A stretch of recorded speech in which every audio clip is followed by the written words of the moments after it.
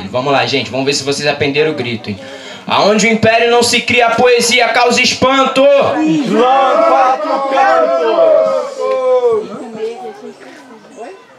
Por muito tempo eu andei sem ter a menor ideia de onde eu tinha andado. O ruim da traição é que para ela acontecer, você teve que ter confiado. É que depois de ter visto meu espírito dilacerado, eu achei que o ideal era deixar meu corpo isolado. Olha as ideias, né? Você consegue ter noção da dimensão existente entre o céu e o chão? Será que vale todo esse esforço para chegar lá em cima e perceber então que somos nós, pessoas, que damos nome a cada constelação? O esforço diário de verter toda a minha noção. Coisas que eu não faço mais questão, tipo provar pra gente branca que eu também tenho um coração. E não é que eu pratique apatia, mas é que realmente não me espanta mais com a tortura e morte de quem se parece comigo todo dia alimentando jornais. É porque a gente mora no Brasil, né? E por aqui essas coisas são normais.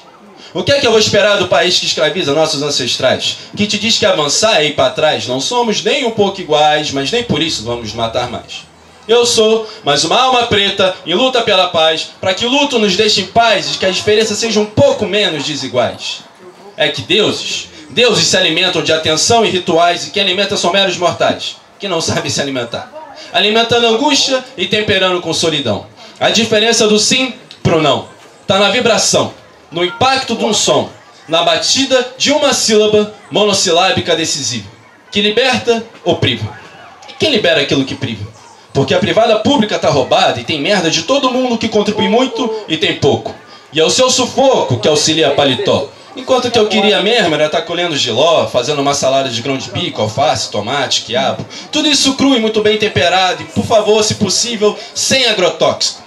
Sabe, eu só queria viver uma vida fora desse jogo mercadológico que cria vidas mortas apenas com um propósito: lucro. O lucro aumenta a sua capacidade, diminuindo todo tipo de vida de ter liberdade. Animal, vegetal, mineral. Tem lixo espacial, em plena velocidade. 1% destruindo a Terra e culpando toda a humanidade, que se vê perdida em descaso, depressão e ansiedade, ao ver a feroz velocidade da cidade escancarar a resistência que é praticar um ato de bondade.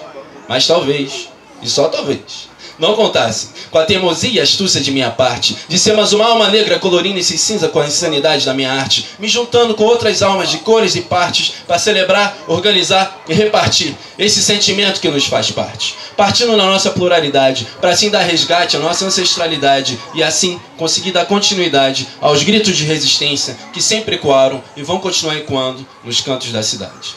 Obrigado, gente. Então é isso, gente. Isso foi um pouco do... Aonde o império não se cria, a poesia causa espanto. Islã, quatro cantos. Seria uma fantasia querer viver de poesia? Em um país que quase ninguém lê, escreveu uma utopia, onde a forma de viver gera agonia. Para a alma, poemas são como cartas de alforria.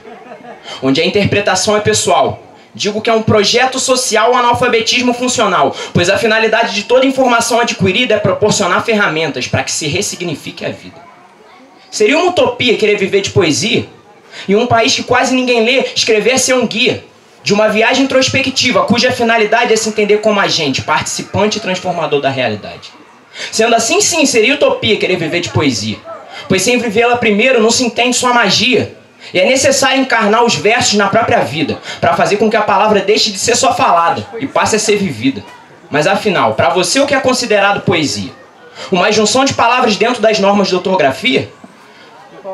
Onde a forma de viver gera agonia? Para a alma, poemas são como as cartas de alforria. Afinal, o que é considerado poesia?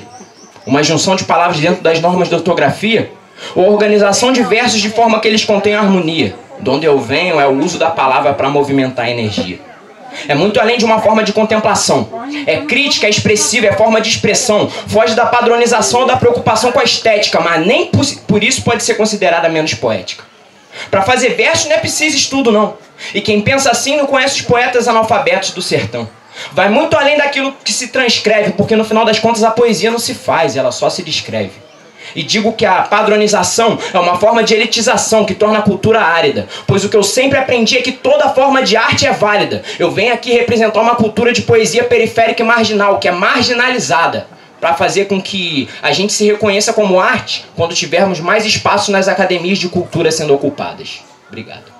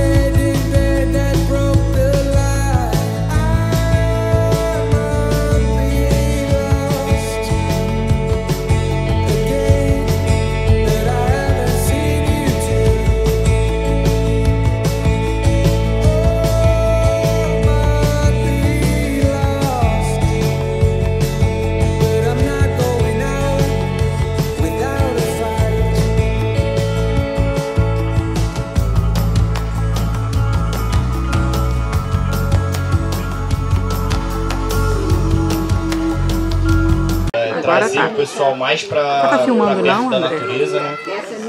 Que é extremamente importante. Não estava. Agora que tá. Então a gente normalmente tem encontros de pesquisa, de comunidade, que a gente pode apresentar todos os projetos que ocorrem aqui, toda a nossa fauna que é riquíssima. Hoje no Brasil nós temos uma quantidade de animais muito grande, um dos países mais biodiversos. Então eu acredito que o papel da unidade de conservação não só para pesquisadores, mas para a comunidade, para o público que não está acostumado com a natureza, não está muito bem fomentado. Eu acho extremamente importante trazer a população para mais perto da natureza e conhecer um pouco mais da nossa biodiversidade, do nosso país, da nossa cidade. Acho que é isso. Legal. O que o Vinícius falou, que é muito importante, né, é que a gente, às vezes, assim, no geral, a gente acaba optando por fazer, de repente, até passeios e viagens em lugares diferentes. A gente tem tão perto lugares tão maravilhosos como é o Parque Municipal. Eu tenho uma filha de 5 anos, eu tenho certeza, já coloquei isso em casa, que a gente pode trazer ela, a prima dela, a gente, né, que são crianças, para fazer piquenique aqui no parque. Eu acho que é sensacional e isso é uma memória afetiva sensacional para a criança. Ô, Bia, é como eu chamo a Beatriz, né?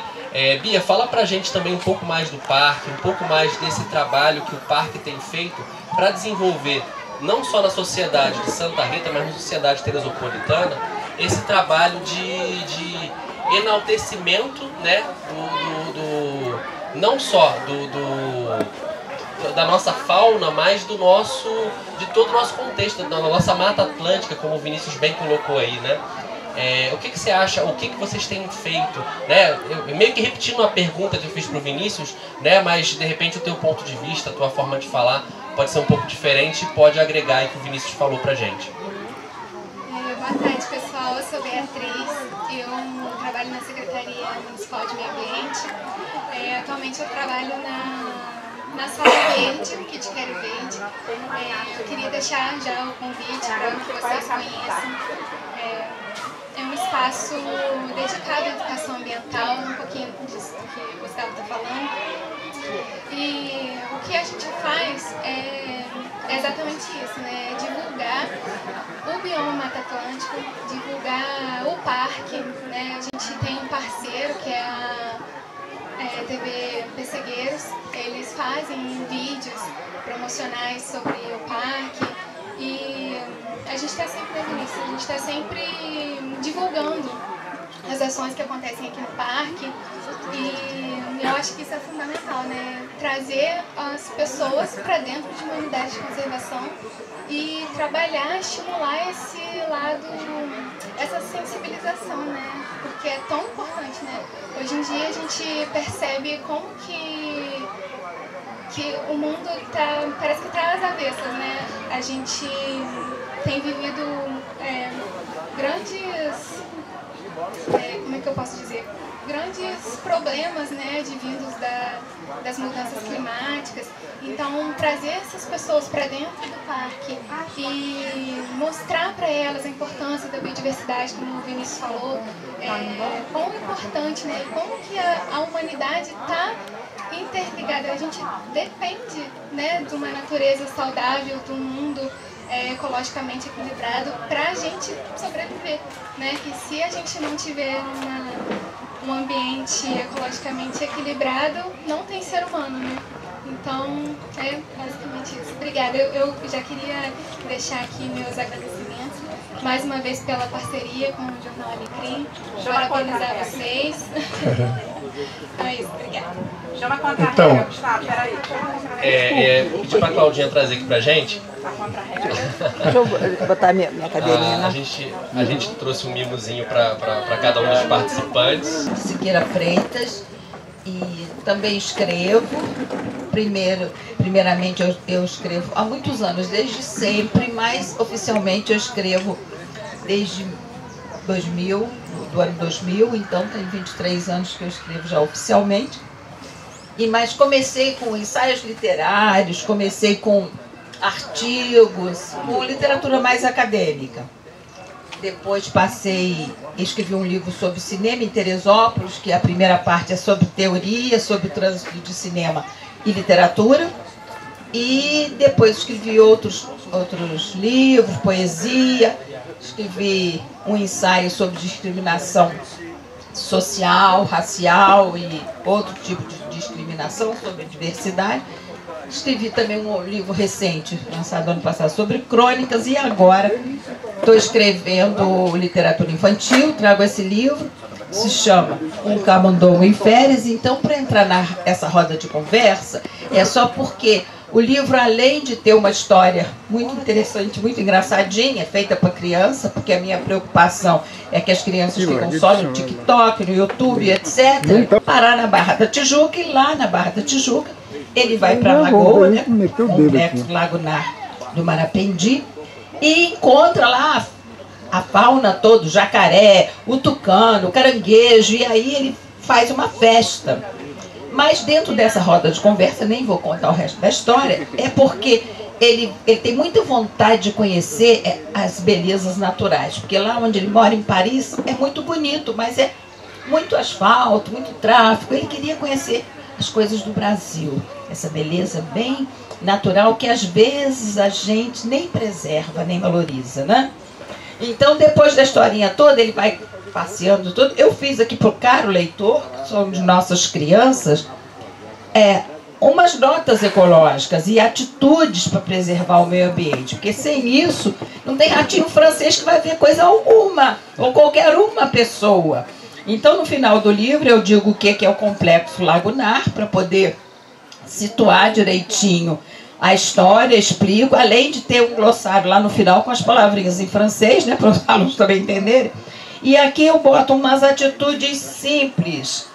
Eu digo assim, atitude simples para preservar o meio ambiente. Então, o livro, além de divertir, né, tem um aspecto também pedagógico de mudança de atitude, de comportamento, para preservar o que tão belo a gente tem. A gente chega aqui, a gente vê, nosso olhar repousa, né? Nossa vista repousa. Mas se a gente não tiver atitudes simples, essas coisas vão acabar. O planeta já está mostrando, está reagindo, né? E mostrando que é necessário a gente mudar comportamentos. Por isso que eu escrevi o livrinho, além de ter uma historinha gostosa, ter esse viés ambiental, tá? Muito obrigada. Obrigado Obrigado pela interferência aqui, a intervenção aqui foi muito importante. Na verdade, assim, o Camundongo, ele quer conhecer a fauna e a flora do Brasil, né? E aqui a Sala Verde que Te Quero Verde e o parque estão falando da Mata Atlântica, que é nosso bioma específico, né? Aqui do Rio de Janeiro, aqui do Sudeste, né? Então, assim, eu acho que é muito importante esse trabalho. E, assim, esse trabalho de conscientização das pessoas que esse é o nosso bioma, de que a gente tem que fazer esse trabalho, e a conscientização dos pequeninos que a gente viu aqui, que são eles realmente que vão levar isso para casa, vão trabalhar em cima disso, né? Vão crescer cientes da sua responsabilidade. Carlos Bruno, você não é aqui de Santa Rita, mas você pertence não só à classe artística, mas os seus alunos também, né? E você pertence a essa comunidade toda aqui presente, aqui próxima, né? Do Parque de Montanhas. Como é que você vê como artista esse trabalho de aproximação da arte com o meio ambiente, que a Norma aqui traduziu né, com o trabalho dela?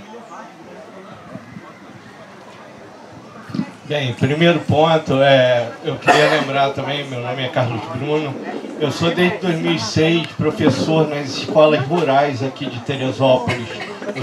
Eu fui professor no Nadir Veiga até o momento da tragédia, aí ainda não retornei. Nadir Veiga fica em Três Córregos. E ele pega alunos daqui, de Santa Rita, e de toda essa região, do Fischer, Pessegueiros, Providência, né? E atualmente eu estou também na Escola Municipal Alcino Francisco da Silva, que é mais ainda, só que mais ainda aprofundado na região rural, só que no outro distrito. E uma coisa que eu sempre observei, eu já entrei para trabalhar no campo. A minha origem, eu venho de Valença e Barra do Piraí, eu venho da roça. Eu venho da roça. Aí. E o que acontece? Uma coisa que a gente observa muito quando começa a dar aula por aqui é que há um movimento de desvalorização do que cerca aos alunos, principalmente porque eu dou aula para adolescentes. Aí os mais jovens, o que tem aqui? Só tem mato. Só tem mato. É a primeira coisa. Só tem mato, tem mais nada. Né? É a primeira declaração que eles fazem. Aí, como que a cultura, como que a arte, a literatura entra nessa parte? É importante, como alguns teóricos, como o Frenet, falam, que a gente faça aulas de passeio e que elas sejam voltadas a essa educação ambiental.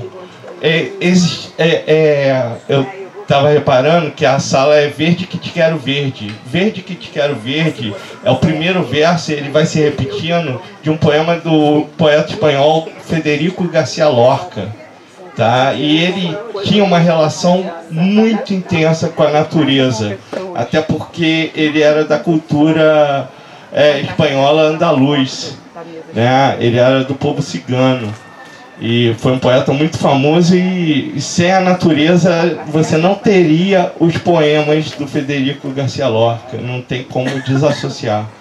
E aqui, a história da nossa Mata Atlântica, por exemplo, o Guarani foi escrito,